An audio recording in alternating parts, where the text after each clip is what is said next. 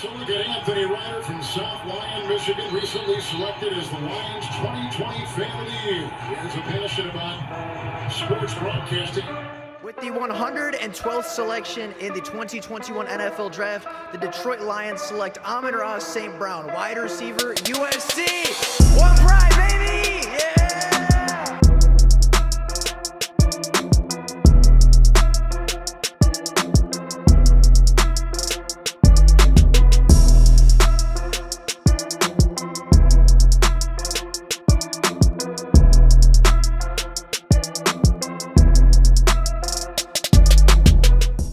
What is going on, everybody? Welcome back to another Detroit Lions video. Now, it has been a couple of days since I have uploaded.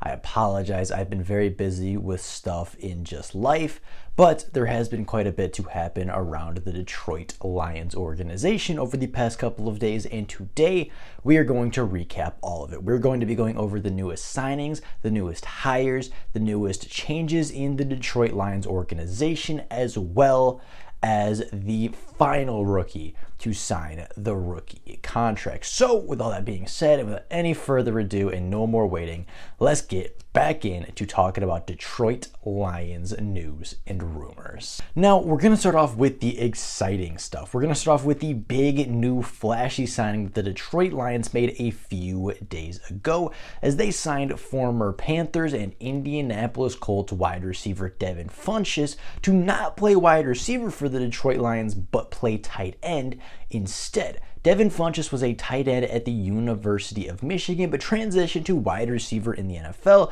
to have a more dynamic role in an offense and showcase his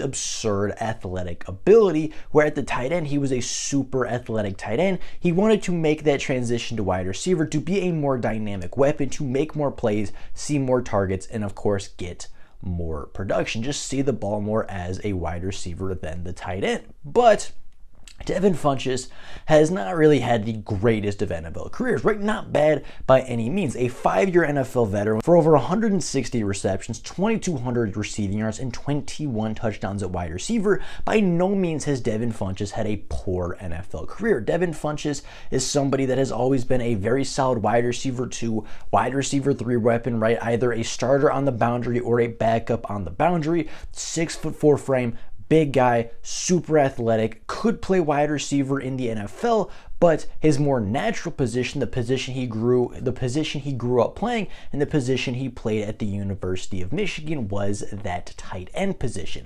At the University of Michigan, Devin Funchess totaled over 126 receptions for 1,700 yards and 15 receiving touchdowns. He is not a guarantee to be healthy for the Detroit Lions. Does have those injury concerns that haven't seen him play since 2019 with the Indianapolis Colts. However, wide receiver hopefully is going to be a little, However, tight end is hopefully going to be a little bit less taxing on his body, right? Not necessarily as many hits taken, right? I would say not quite as physical, maybe as a wide receiver, maybe not as physically demanding as the wide receiver position, right? It's just a very different role. He's going to be an extremely athletic tight end, an extreme mismatch on the inside against linebackers, right? If this is a guy that can win versus NFL DBs, if this is a guy that can win against Pro Bowl, All-Pro cornerbacks, this is a guy that can win against linebackers, somebody that can win against safeties, right? He's somebody that puts on a couple of pounds and goes right back to a natural position that he's played before. And while he's not going to have the biggest role as a blocking tight end in this scheme, obviously,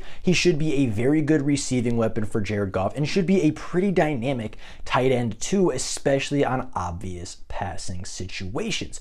Now, moving on to the other player that recently signed with the Detroit Lions, that would be second-round selection Josh Paschal. Josh Paschal was the 46th overall selection in the 2022 NFL Draft, and as I mentioned earlier, was the final rookie to sign his rookie contract. Finally signed on June 18th for the Detroit Lions, and was the last member of the 2022 rookie draft class to sign to Detroit. Josh Paschal is coming off a career at Kentucky where he totaled over 35 and a half tackles for loss and 13 18 sacks. He should be huge in adding pass rush and run support to the Detroit Lions defense. He is somebody that the coaches are excited about. He is somebody that the fans are excited about. And he is somebody that hasn't really been all that present at mandatory minicamp or OTAs. He was at rookie minicamp because that was mandatory and he had to be there. But as far as OTAs, as far as optional stuff, even as far as minicamp so far, Josh Paschal has not been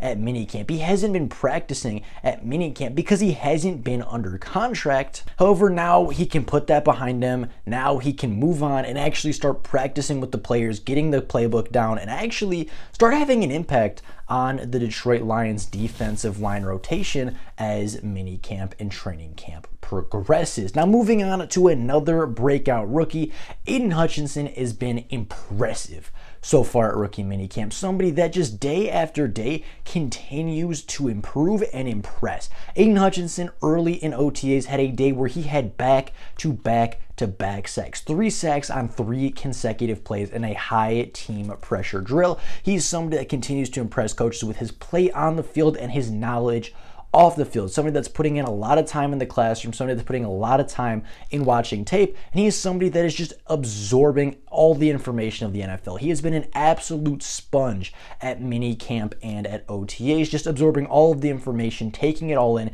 using it to get better every single day. And coaches will tell you that he is a much better player now than he was 2 or 3 weeks ago when they first got on the field, and he will be a better player tomorrow and the day after because he just continues to get better, continues to work, and continues to improve his level of play. And at this rate, by the time the NFL season actually ends up rolling around, Aiden Hutchinson could be a very, very scary threat on the edge for teams to have to defend.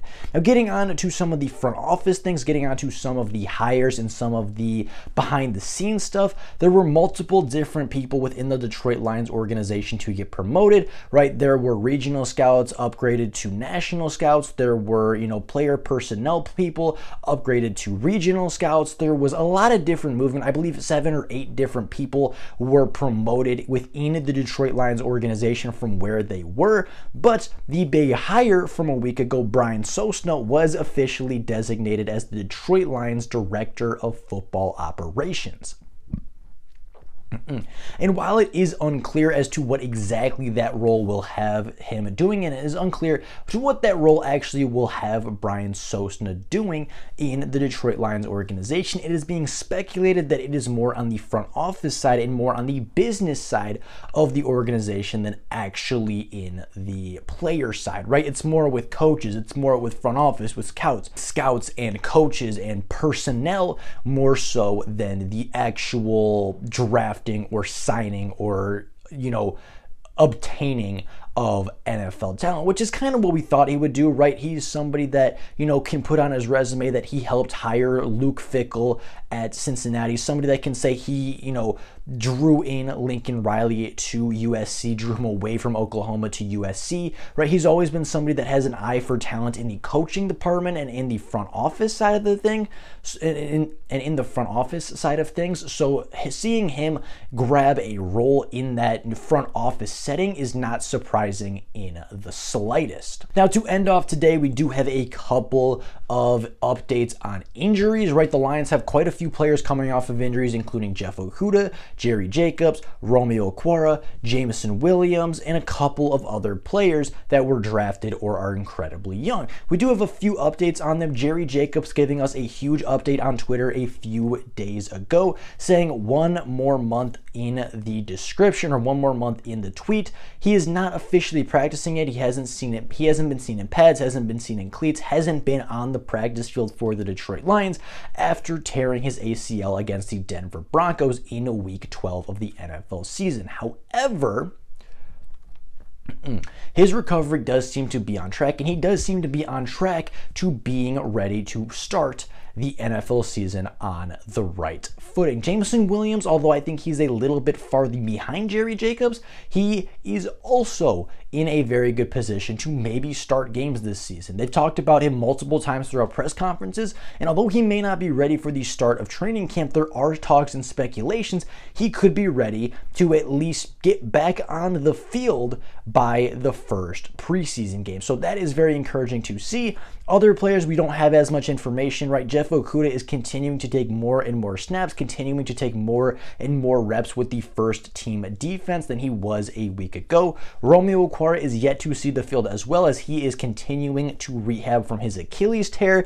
And then, of course, you have guys like James Mitchell and Derek Deese, who again do not have a ton of information on when they will return. Now, ending off today, we do have a few sad notes, as the Lions have had 2 players retire within the past week or so. The first of which was the undrafted free agent Jermaine Waller, who just decided that he did not want to play football.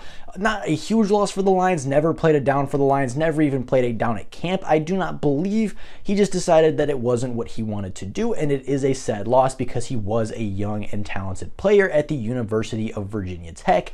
But the bigger loss for the Detroit Lions would be John Penisini, the nose tackle. John Penisini was going into his 3rd year of NFL play when he decided to hang up his cleats and retire. Not pegged to be a starter, not projected to be a huge impact player this season for the Lions, but certainly a very quality piece of depth on that Detroit Lions defensive line. Their line gets a little bit thinner, and the Lions defensive front gets a little bit weaker as a result. But with all that being said, that is all you for you guys today. Let me know down in the comments below what else you would like to hear about. What other players would you like to focus on as the weeks progress and as minicamp continues?